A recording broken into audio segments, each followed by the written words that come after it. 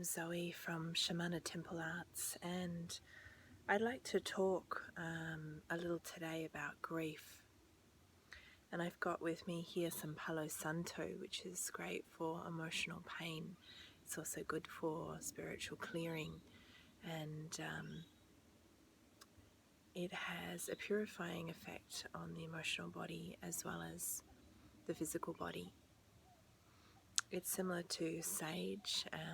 It's come from the South American coastlines. It's a sacred wood, and it has a very earthy fragrance, much like cedar. And I'm using it today because I'm honouring a transition in my life, which I'll speak of in another video, of letting go. So I'd like to touch on grief as a rite of passage in life. We all will come across grief at some point or another, and it may be the grief that you get when you realize that as a small child you are older and are no longer connected to the mother. It may be the grief you receive as you enter into the world and are not fully accepted and seen in all of your fullness. Some of these griefs are a more chronic grief that you may not recognize, that you may just slowly slide into and have to deal with privately and incrementally. Other griefs come thick and fast: the death of a loved one, the experience of having to leave your country through war situations, the experience of something being ripped away from you, whether it's a relationship or your land or your child, or there's many reasons why we grieve in life.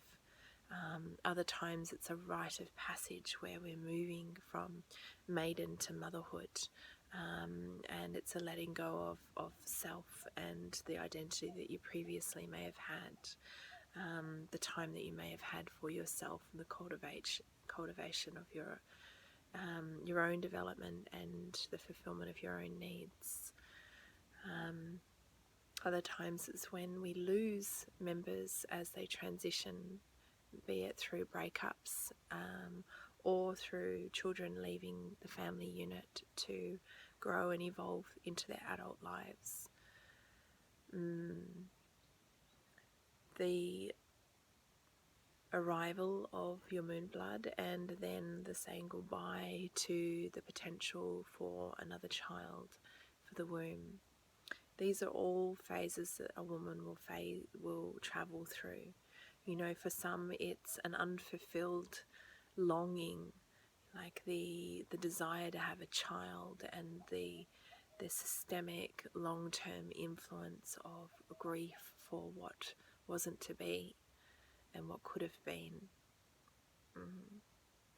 And this is the same with heartbreak, with lovers, what wasn't to be and what could have been, or what one longs for that cannot be filled. So what do we do with grief when it comes to us in our life?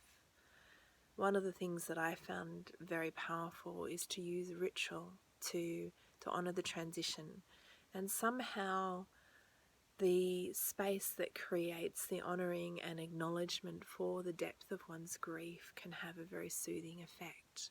And it's not a ritual to rid oneself of grief. You know, I feel this is important to acknowledge with any of the deeper emotions, but particularly with grief and loss. It's not about hurrying to get through the experience or trying to rid one or solve one's experience of grief. It's actually about creating a space for grief to be and to dwell in a way that has a sacred containment. And what I mean by that is grief has a very pervasive quality that can spill into all areas of our lives, and due to the pain And what we can do with that pain, that collapse in our energetic systems from grief, can take the joy out of all areas of life for a period of time. And that is often just, the time that it is required for that is very unique and very individual. So one of the things I would say with grief is don't rush it, and create space to feel it, and create space to be acknowledged and honoured in that. So for that means different things. That might be honouring your body and the extra needs that you have of your body when you're grieving, which may mean more rest. It may mean more support from friends and family. It may mean a withdrawal of daily activities for a period of time. More time spent in the nurturing quietness of nature. I also feel for some of those shorter transitional times that may need to be honoured as a rite of passage, that may not spill into an unending time period, that is a great time to do some ritual. And ritual is powerful for marking the beginning of a phase and transitioning through that liminal space into a different phase. So that can be done, maiden to mother, that can be done from mother to crone, that can be done at various points in one's life when one acknowledges before surgery, after surgery. It can be as a way of integrating the changes that have happened that feel somewhat irreversible. So the loss of one's health, if it's a long-term health condition, or the loss of a place of belonging if one's moved from family and friends, the shifting of a career, or moving into a different transition. That's a time that can be honoured. And there's many ways to create a ritual. It doesn't have to be complicated. It's actually just about creating a space where one can feel into the feelings one has of that transition and breathe into any emotions that may arise, as well as a space to be in that in-between phase where one doesn't know completely what it will look like the next phase, and one can embrace the unknown and move into the void in a way that is giving space for that to be present. There's many ways you can symbolically mark the ending of something. Some people like to burn, to release and to cremate back down into the earth and into the ground, something that you've written on paper, or an object. I like to mark the transition in other symbolic ways. So what I've got here is a bowl of dried rose petals that I had seeded my intentions with, and I will later on today I'll do a ritual around the rose, which is the transition from, it may be, depending on the ritual that I'm doing, it may be from the dying and cremating of something old and the birthing of something new, or it may be that this has now transitioned into this and it's time to honour that transition.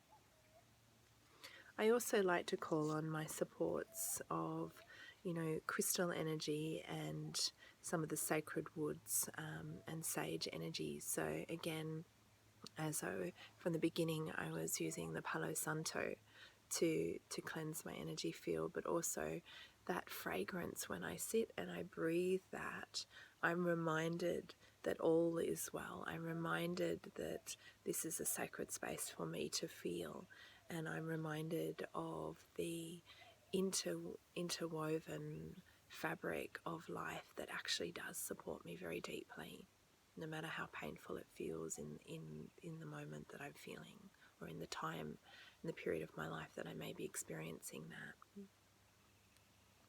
I also like to have a time in my ritual where I bring in light, and that is, to honor that after a period of darkness, there is always light, and we can call that light in and allow that illumination to enter our heart space, where our heart may have been deeply grieving or felt broken or felt completely emptied of vitality and life force. So I can just sit and I can meditate with this light of awareness, this light of purification, this light that can nourish me from the inside. So that's something that you may choose to do. So I will later be doing a ritual on the closing of my womb space as a marking a decision that I've made to not have any more children. So I'm 42 and I have 2 beautiful young children, and I'll be doing a ritual, and in that ritual, for this particular occasion, I will take a few moments to honour the time of my womb and give thanks to the incredible abundance and fertility and lushness that it, like a wellspring in my life, has provided me with 2 beautiful children. This was a picture of me that I will bring into my ritual, that honoured a time when I was pregnant with my second child. And it was a time when I felt a lot of the mermaid energies moving through me, and I felt extremely close to nature. Nature's always been a refuge for me. And I was very aware of my birthing journey and my pregnancy, very familiar with its trajectory in a way that I wasn't for my first pregnancy, although I was very much in awe and honour in the first pregnancy. This is a picture of my little family whilst I have my second child, Bodhi Kai, in my womb here. I think he's about 4 months old off memory from that photo. And my daughter Namali and partner Amon. So I will be honouring all that my womb has offered me. Something that has been incredibly sacred to me in my life is my children, and this was a photo when I was pregnant, of my daughter and I and the connection that we share. We do hold a very beautiful connection, and it was very important to me that this is again at the same sort of time. It was very important to me that my daughter was aware of just how much I deeply loved her. I don't think it was ever in question, but as the new child came in, I was very aware of that time and that transition for her as well as for me, and the bond that we shared together. I'm not going to talk more about that ritual. I'll do that in a separate video, but I just wanted to acknowledge all the beings out there who are at some point in their life, or right now in their life, experiencing deep grief. I see you. I give space to that grief. Often in our modern world, we feel very awkward with grief, and we want to fix it. We want to make it better. We want to hurry it along. We close down. We don't know how to be around others who are grieving, because often we celebrate in our Western world the fruits of busyness and the persona, or at times the mask of everything being happy, everything being great, everything all together, got it all together. And really that's not the full spectrum of life.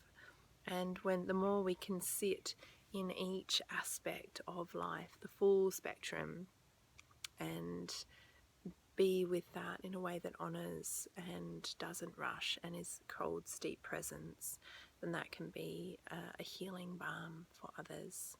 So I acknowledge your journey right now. I acknowledge any pain that you might be having, any time of transition, and I give that as an offering to the world now, as we are all linked in our grief and our love and our joy and our journey through life. In so many ways, our worlds overlap. So, thank you.